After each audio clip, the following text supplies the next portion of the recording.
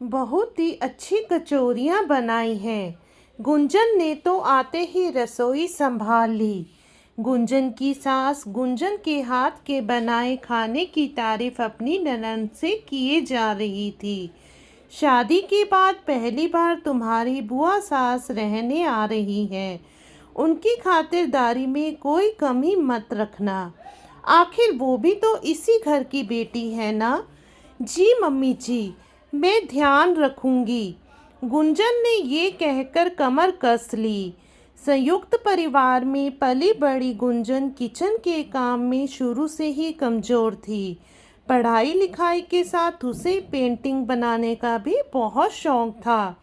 जब से शादी होकर वो ससुराल आई थी, सबकी फरमाइशें पूरी करने की कोशिश करती थी। शुरू में उसे सब अच्छा लगता, पर जब वो अकेली ही रसोई में लगी रहती तो उसे अखरने लगा। मायके में माँ और छोटी बहन भी बराबर से मदद कराया करते थे। कोई भी डिश बनानी हो तो चाची ताई सब मिलकर बनाया करते थे। यहाँ पर भी सास है, ननंद है, पर कोई रसोई में आती ही नहीं थी। उसे लगने लगा था इस खाना बनाने के अलावा उसका और कुछ भी काम नहीं था। शादी के कुछ दिनों बाद ही सास ने फरमान दे दिया कि सुबह जल्दी उठकर नहाकर रसोई में लग जाए। रोहित के पापा को 6 बजे चाय चाहिए होती है। रात को देर तक जागने की वजह से सुबह जल्दी उठकर 6 बजे चाय बनाने के लिए उसे 5:30 बजे जागना होता था। फिर बाकी लोगों के लिए नाश्ता बनाना, टिफ़िन पैक करना, खुद के और सास के लिए रोटियां बनाना, इसी काम में उलझकर रह जाती थी। ननंद की पढ़ाई पूरी हो चुकी थी, वो रसोई में झांकती तक नहीं थी। सास भी सबको गर्व से कहती कि गुंजन ने आते ही रसोई संभाल ली। शाम की चाय से लेकर सब्जी बनाने और रात के खाने तक, दही जमाने तक, हर छोटे बड़े काम के लिए सब उसे ही आवाज़ दिया करते। सबका यही कहना था, तुम रसोई संभालो, बाकी हम देख लेंगे। गुंजन का पेंटिंग बनाना भी छूट गया था। अपने शौक को मरता देखकर गुंजन को छटपटाहट सी रहती थी। उसे वक्त ही नहीं मिल पाता था। एक दिन सब ने घर पर ही पारिवारिक मूवी देखने का प्लान बनाया। सभी मूवी देख रहे थे, तभी गुंजन के ससुर जी बोले, गुंजन जरा चाय बना दो। भाभी साथ में थोड़े पॉपकॉर्न भी बना देना, 5 मिनट ही लगेंगे। गुंजन की उठक बैठक ही चलती रही। वो मूवी भी अच्छे से नहीं देख पाई। घर में कौन सी चीज़ आनी है, पर्दे बदल रहे हैं, वो किस कलर के लाने हैं, गहने कहाँ पर रखने हैं, बुआ सास को विदा में क्या देना है, राशन का सामान कितना आना है, इस पर कभी उसकी सलाह ही नहीं ली जाती। उसे बस हुक्म दे दिया जाता था कि आज दिन भर खाने में क्या बनेगा।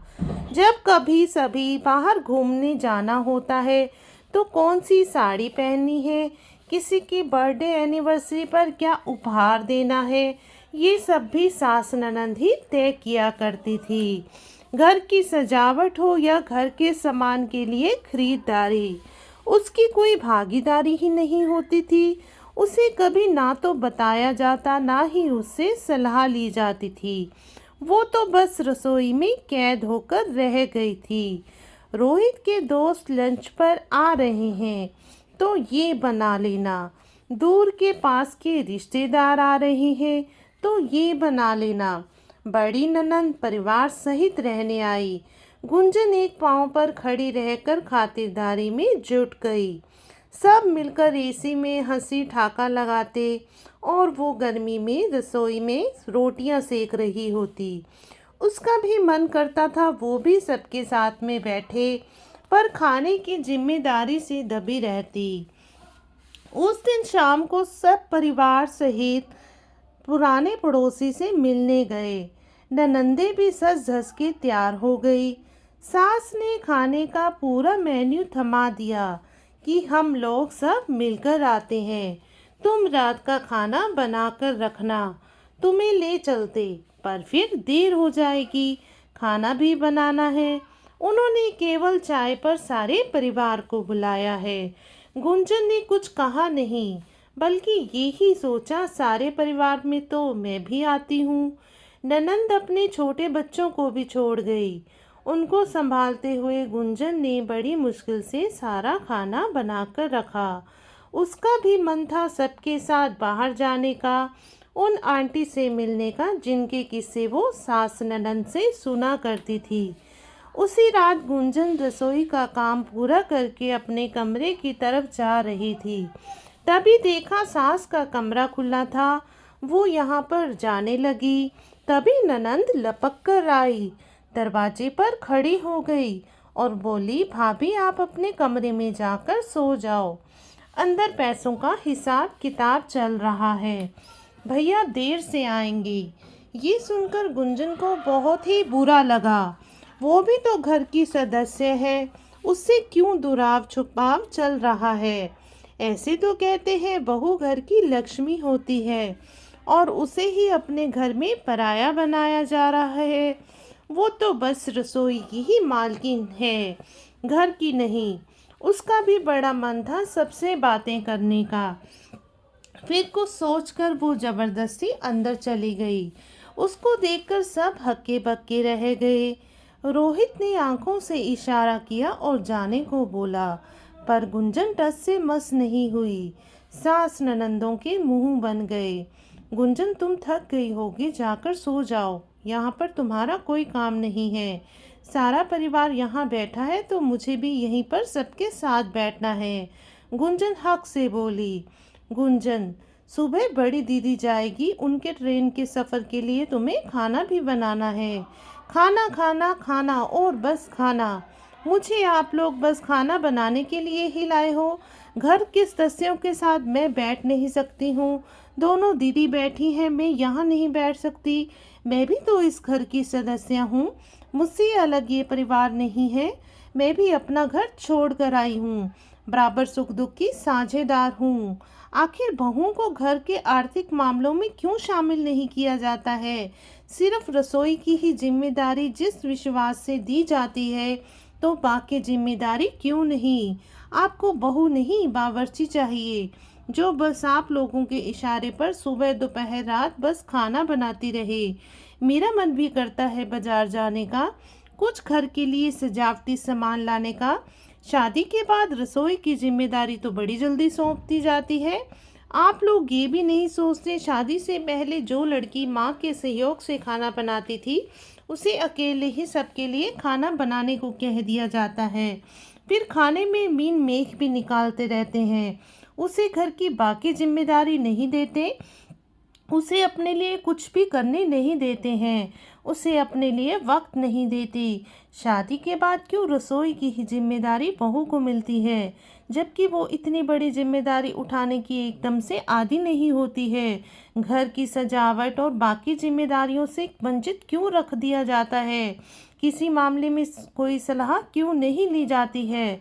रसोई तो आते ही सौंप देते हैं, घर सौंपने में सालों लगा देते हैं। गुंजन ने एक सांस में ही अपने मन का गुबार निकाल दिया। सभी सुनकर शर्मिंदा हो गए। रोहित को भी अपनी गलती का एहसास हुआ।